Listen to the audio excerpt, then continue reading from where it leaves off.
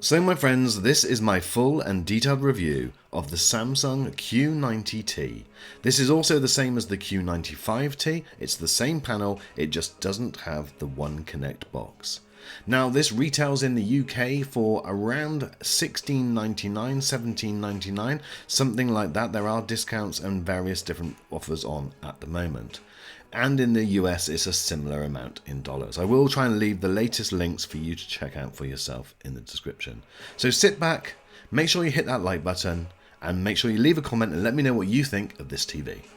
Don't forget to hit the red button to subscribe and give this video a thumbs up and click the notification bell to get my next video first.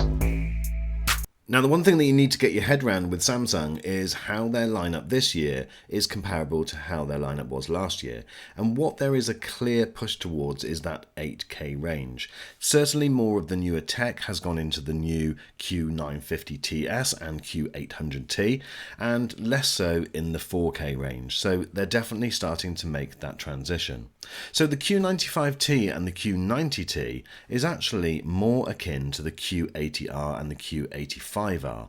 So if you imagine going one step down for each of the models, so the Q80T for instance is more like the Q70 and the Q70 more like the Q60. So if you're looking for head-to-head comparisons, I'd recommend that you do that rather than looking directly side by side. So if you do want to check out last year's model, then check the link above because this is the Q80R, which I looked at last year. Anyway guys, back to present day now, and this is the Q90T. So this is the same as the Q95T, it just doesn't have the One Connect box, everything is built into it. Now this has screen sizes available of 55 to 85 inches, so it can go really large. The one thing I really like about this is the assembly of the stand, so if you are going to be popping this on a stand, I really like it. It's got a very robust metal stand, as I mentioned in my unboxing video, which I will link above, and it's got a plasticky back to it, but it's assembled really well and looks great. If you're looking at wall mounting this, however, then the Visa mount is 8 inches by 8 inches or 20 centimeters by 20. This being the Q90T means that all of the ports are on the TV itself. There is no One Connect box. There's one HDMI which offers 120Hz gaming capability, another which will have eARC. One feature that I really like is the power unit is built into the TV and the power cable disconnects. So it means that one, you can buy an extended cable if you need to, but also you can channel that cable through the cable management system already built into the back of the TV. And this seems to work really well no matter what direction you want to channel that cable through. So guys, I do have to say that this is a really sexy looking TV. It does look the absolute business. On that central stand, especially with my dark background that I've got there and that black cabinet, this almost disappears into it. It really does look excellent. I love that central stand. It's substantial enough for it to keep the TV stable, but it also looks really good. And there is a gap, and that gap, although it might be off-putting to some, I think Samsung have been really clever, something which LG haven't been. And that gap is the perfect size to put a soundbar. So therefore you've got a 3.5-inch space there where a soundbar can slot in beautifully. To give you an idea of front to back measurements, it's around 23 centimeters or around 9 inches, so that gives you an idea of how far off the wall it would be. The bezels are super thin all the way around the outside, exactly what you'd expect, and it looks very sleek indeed. This obviously being an LED TV means it's going to be slightly thicker, but it still is only 3 centimeters, so if you did choose to wall mount this, then it's not going to be sitting far off the wall.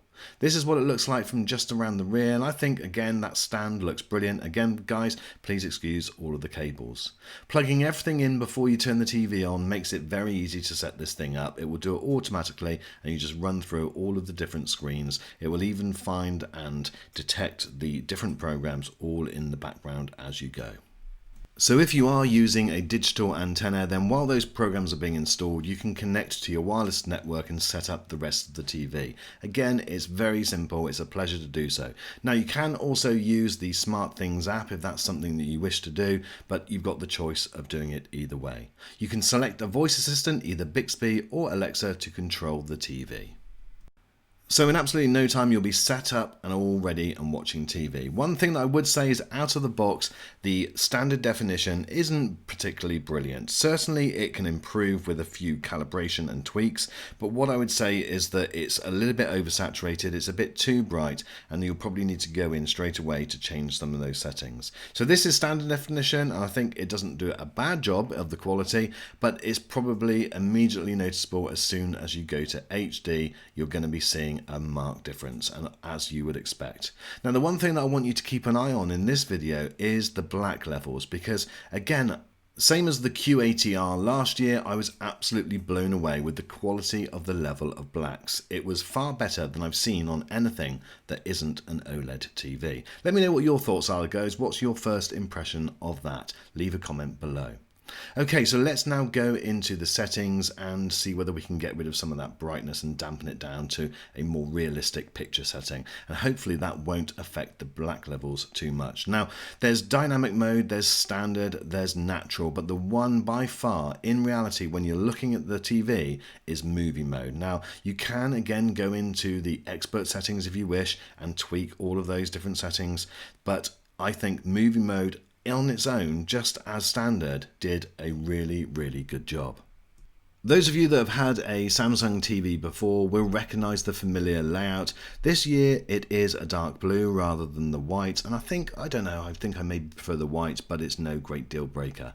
Obviously you've got access to your quick settings, which I think is really good because you can go in and tweak things without going through the full menu system, and you can do the same with things like sound and your different networks that you've got connected. So from the really to easy to use home bar along the bottom, you can gain access to Samsung TV Plus, which gives you quicker access to other bits and pieces. Here you can access different apps like Apple TV, for instance, as well as some paid applications like Qled, and where you can get paid movies. Along the bottom bar, you've got all of the usual things that you would expect. Access to your live TV, to Netflix, to Prime Video, and crucially all of your on-demand services.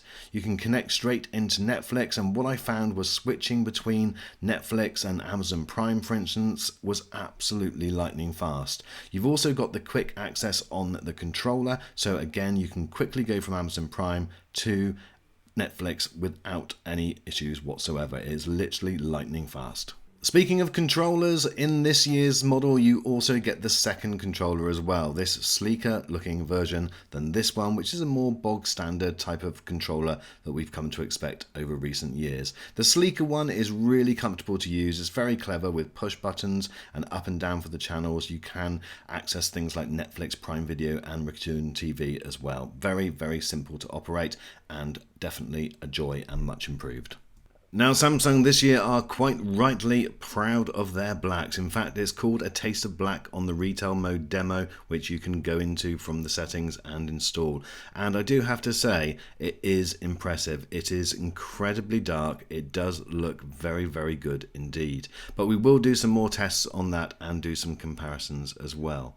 Now, if you do want to adjust the picture, then going into the settings again is very simple. Anyone with a Samsung TV previously or any TV can go in there easily. One thing that I like is the quick settings bar, so you don't actually have to go fully into all of the settings. You can switch between different modes from that quick settings, and you can take it down a notch, obviously from the dynamic mode that it would be normally in retail mode, taking it down to the more realistic movie mode. One thing that I would recommend that everybody does is turn off all of their eco settings unless they really want to. If you want to get the best picture out of this thing, those things do need to be turned off. Now, one thing that you'll notice straight away, or certainly in the literature, is that you will not see any literature for Dolby Vision. This does, however, support HDR10+. Now, I'm not going to get into the debate as to which is better, or is it missing, is that a problem? I don't think it is, because all you need to do is look at the image that this TV produces. However, there will be people out there that will argue until the cows come home that Dolby Vision is important. And also what we know is that the people that they'll be arguing with are the people that say that it's HDR10+ that's important, and that is featured on this Qled. Let's now have a look at how this performs in gaming. Okay, so as soon as you switch your console on, it will automatically detect what's been detected and set it into game mode for you. What that will do is reduce the input lag and increase the response time, so therefore hopefully you shouldn't have to make too many other adjustments. Like with any of the other presets, you can go in and make any changes that you wish to. By the way guys, on the presets and all the different menu options, I do recommend Vincent's channel at HD TV Test. He is an expert in going through all of the different modes and exactly what they'll do. He's far more knowledgeable than me, so I definitely recommend, if you're interested in going into the minute detail of all of those different tweaks, then definitely check out his channel. But I don't think this does a too bad job right the way in the start. Oh, by the way guys, this does support picture-in-picture, so if you are playing and you're in the room with someone that wants to watch, I don't know, what's that, Homes Under the Hammer or something like that, then you can put it on a small screen for them to keep them happy. Or alternatively, if you're wanting to keep an eye on a sporting event, then you can play your game still and also keep an eye on the latest score. But going back to the actual picture of the gaming mode, again, I think it does pretty good. Again, for a QLED telly, this is great. You can go in and make those tweaks if you want to. The one that I would definitely do is just take that sharpness right down to 0. It doesn't need to be there at all. If you want to increase things like shadow detail and things like that, you can do. But again, make any tweaks that you want to. That could be based on your location, your room, the brightness. All of those things are going to have an effect. So whereas some people get very, let's say, possessive about their picture settings, I think it's far more down to individual choice. What your eye suits compared to what my eye suits may be two different things. So guys, you're very welcome to leave your settings in the description for other people to try. I really do like trying other people's settings, and sometimes that I do find something is better than what I've been using, and so I'm grateful for that. So let me know what you'll be using, but you've got so many different options, they're there for you. Now, other things that Samsung are keen to get across in their 2020 models are the fact that they support FreeSync and variable refresh rate. You also have dynamic black equalizer, and with that high frame rate of 120 Hz, it supports very good high-speed gaming. There's 4K HDR, and of course the one thing that they'll push more than probably anything else, it's even in their little demo clip, is the fact that no burn-in or image retention. Now, if you are someone that uses the TV sound as your only sound system, you'll be pleased that Samsung's new 8-driver sound system is definitely an upgrade. It's a little bit broader and fuller, and I think it delivers a better overall image. However, I would still recommend going for a separate source like a soundbar or a surround sound system. Let me know what you think.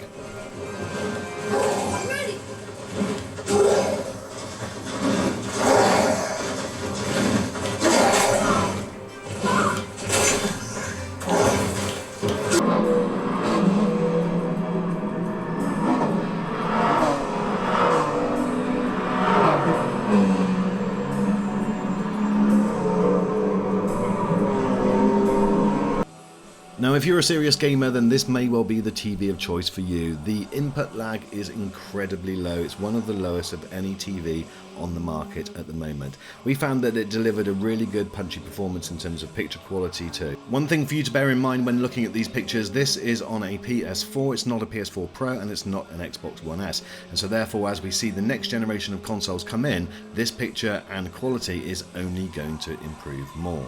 Now, when we talk about picture quality in general, then it's important to know that this does have less dimming zones, quite a lot less than the Q90R. However, the image quality that it produces doesn't really say that. It's definitely less bright in the brightest of areas, but it does an incredible job right across the board. And we were very, very impressed with the detail, the brightness that it does get to, and also the level of blacks as we've mentioned previously.